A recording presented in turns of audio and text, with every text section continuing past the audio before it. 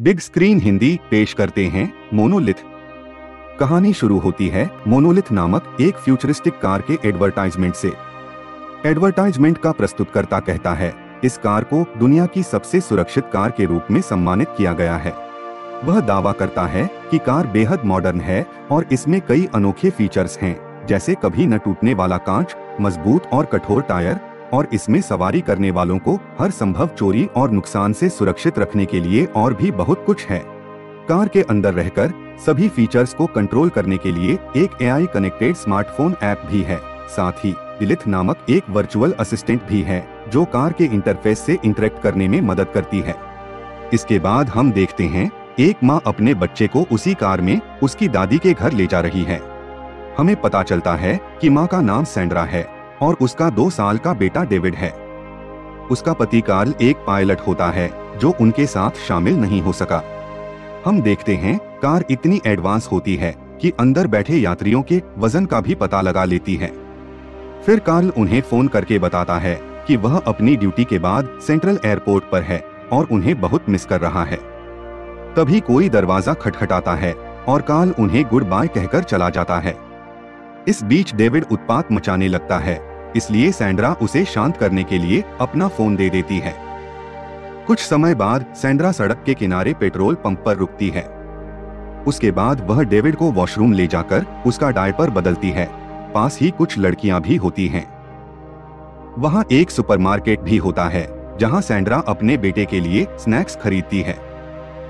Counter पर पैसे चुकाते वक्त सैंड्रा किसी को देखती है जो उसकी कार तोड़ने की कोशिश कर रहा था, पर चिंता करने के बजाय वह अपने फोन पर स्मार्ट ऐप यूज करके गाड़ी को लॉक कर देती है। सैंड्रा व्यस्त होती है और उसे यह ध्यान नहीं होता कि डेविड उससे अलग हो गया है। जब उसे पता चलता है तो वह चिल्लाती है और आसपास उसे ढूंढती है। वह पूरी तरह से डरी हुई होती है। फिर डेविड उसे उन्हीं लड़कियों के साथ मिलता है जिनसे वह वॉशरूम में मिली थी। सैंड्रा तुरंत डेविड को अपनी कार में बिठा लेती है और वॉन्ट मोड फीचर को एक्टिवेट करती है। यह फीचर उसे बाहर के एनवायरनमेंट से अलग करता है और वह राहत की सांस लेती है। सैंड्रा अब बोर हो रही थी, इसलिए अपनी दोस्त जेसा को कॉल करती है। जेसा कॉल रिसीव करती है और कहती है कि वह सेंट्रल एयरपोर्ट के पास एक होटल में है। वह यह भी बताती है कि वह कार्ल के साथ होटल में रह रही है। सैंड्रा अपने दोस्त का अपने पति के साथ संबंध के बारे जानकर दुखी हो जाती है। वह इतनी निराश होती है कि अपनी सास के घर पहुंचने पर अंदर भी नहीं जा पाती। वह कार्ल को कॉल करना जारी रखती है, लेकिन वह नहीं उठाता और बिजी होने का नाटक करता है। झूठ से तंग आकर सैंड्रा मामले को अपने हाथ में लेने का फैसला करती है और कार्ल को ढूंढने लॉस एंजेलिस के सेंट्रल एयरपोर्ट पर जाने का तय करती है। रास्ते में एक बोर्ड दिखाता है कि लॉस एंजेलिस की दूरी लगभग 320 मील है। थोड़ी देर बाद स्मार्ट AI लिलिथ कहती है कि मेन हाईवे पर एक एक्सीडेंट हुआ है। वह बाईपास रोड लेने का सुझाव देती है जिससे उनका समय बचेगा, पर AI यह भी बताती है कि रास्ता एकदम सुनसान है और मुश्किल से ही कोई यात्री उस पर मिलता है। सैंड्रा, जो अपने पति का सामना करने पर अड़ी हुई थी, बिना एक बार भी सोचे उस रास्ते पर चल देती है। अब अंधेरा होने लगता है और उसे कार चलाने में दिक्कत होने लगती है। फिर घना कोहरा भी छा जाता है जो उसकी मुश्किलें बढ़ा देता है। रास्ते में उसे कोई इंसानी बस्ती या दूसरी गाड़ी नहीं मिलती, पर उस सुनसान जगह पर एक इलेक्ट्रिकल सबस्टेशन मिलता है। वह उस जगह पर नजर घुमाकर जल्दी ही निकल जाती है। जगह इतनी सुनसान होती है कि एकमात्र जंगली जानवर ही वहां मौजूद जीवित प्राणी होते हैं। अचानक सैंड्रा अपना ध्यान खोती है और सड़क पार कर रहे एक हिरण को ठोकर मारती है। टक्कर के कारण डेविड रोने लगता है और हमेशा की तरह सैंड्रा शांत करने के लिए उसे अपना फोन दे देती है। उसके बाद वह उस जानवर को चेक करने के लिए बाहर निकलती है, लेकिन वो लगभग मर गया था। हिरण कार के सामने के निचले हिस्से में फंस गया था और इस वजह से सैंड्रा कार को आगे बढ़ाने में असमर्थ थी। वह बाहर होती है और इस बीच डेविड फोन से खेलते हुए गलती से AI कार ऐप खोल लेता है। वह ऐप के चारों ओर अपनी उंगली घुमाता है और कार के वॉल्ट फीचर को एक्टिवेट कर देता है।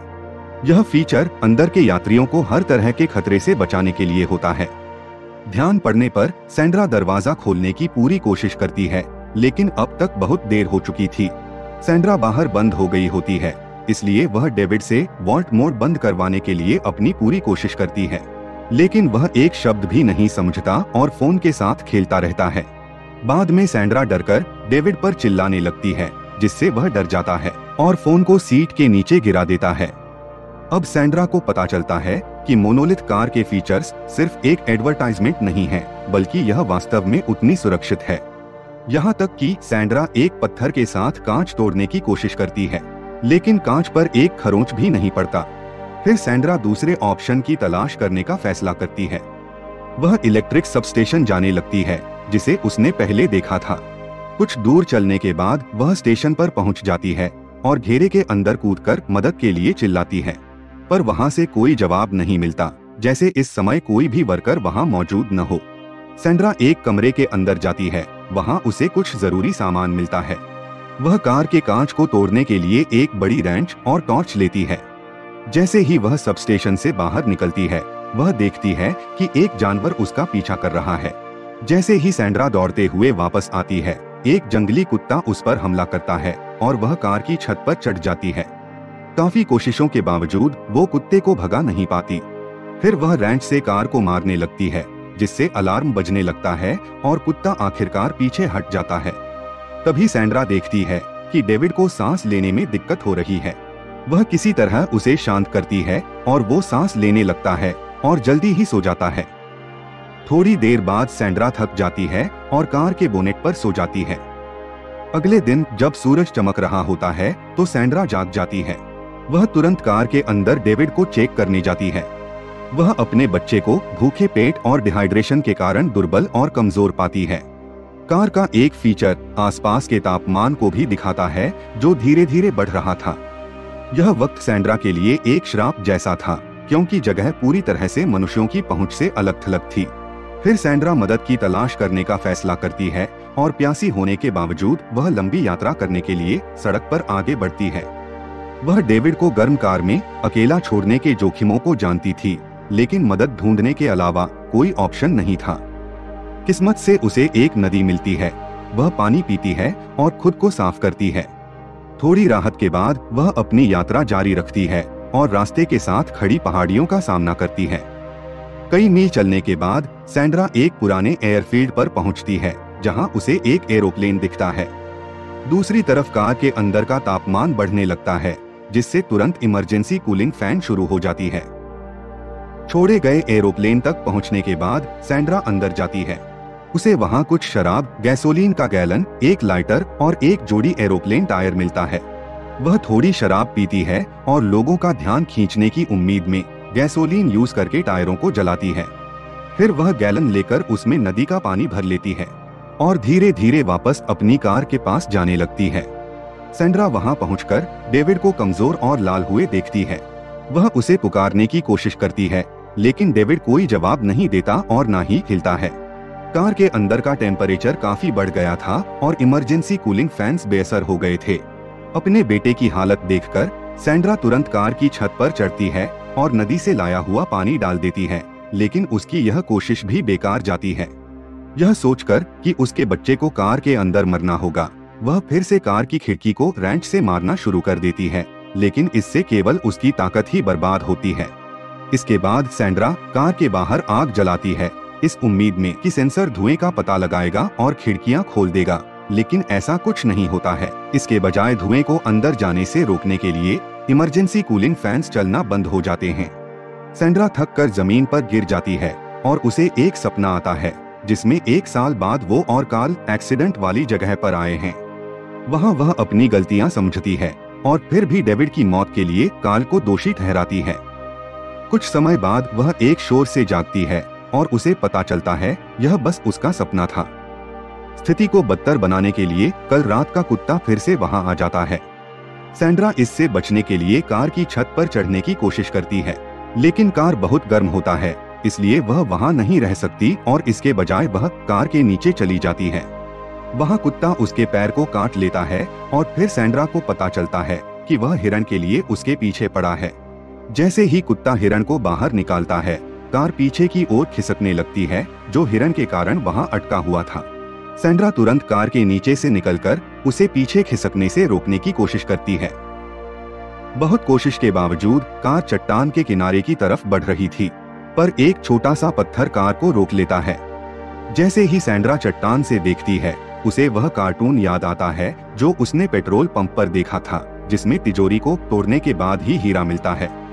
कोई ऑप्शन न होने के कारण वह दरवाजे खोलने के लिए कार को नीचे धकेलने का फैसला करती है। वह रेंच से पत्थर को तोड़ना शुरू करती है जो टायर को रोके हुए था। पत्थर को हटाने के बाद सैंड्रा कार को बच्चे सहित चट्टान से नीचे धकेलती है।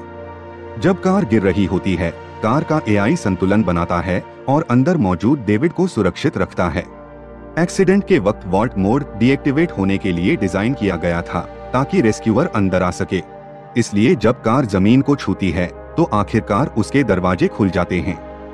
इतने ऊपर से गिरने के बावजूद कार ऐसा खड़ा था जैसे किसी ने उसे वहीं रखा हो। दरवाजे को खुला पाकर सैंड्रा जल्दी से डेविड को बाहर निकालती है और उसे ठंडा करने के लिए उसके कपड़े खोलती है। डेविड की कमजोर हालत देखकर सैंड्रा जल्दी से उस जगह से निकलने का निश्चय करती है। लिलीथ की मदद से कार का पूरा सिस्टम रिस्टार्ट होता है और सैंड्रा कार को एक्सट्रीम ऑफ-रोड मोड में सेट करती है, जिससे कार आसानी से खड़ी चट्टान को पार कर जाती है। सैंड्रा अपने चुने हुए रास्ते पर पहुंचकर अस्पताल के लिए रवाना होती है और दोनों अस्पताल पहुंचते हैं। अस्पताल में डेविड को सैंड्रा के बगल में रखा गया होता है और उससे कई ट्यूब जुड़े होते हैं। सैंड्रा डेविड के बारे में चिंतित होती है, तभी वह अपनी आंखें खोलता है और पहली बार उसे मां कहकर पुकारता है। और सैंड्रा की खुशी के साथ कहानी यहीं समाप्त होती है। वीडियो कैसी लगी कमेंट में लिखकर बताएं। साथ ही वीडियो को लाइक करें और चैनल को सब्सक्राइब करें। जल्द मिलते हैं फिर ऐसी ही किसी वीडियो में।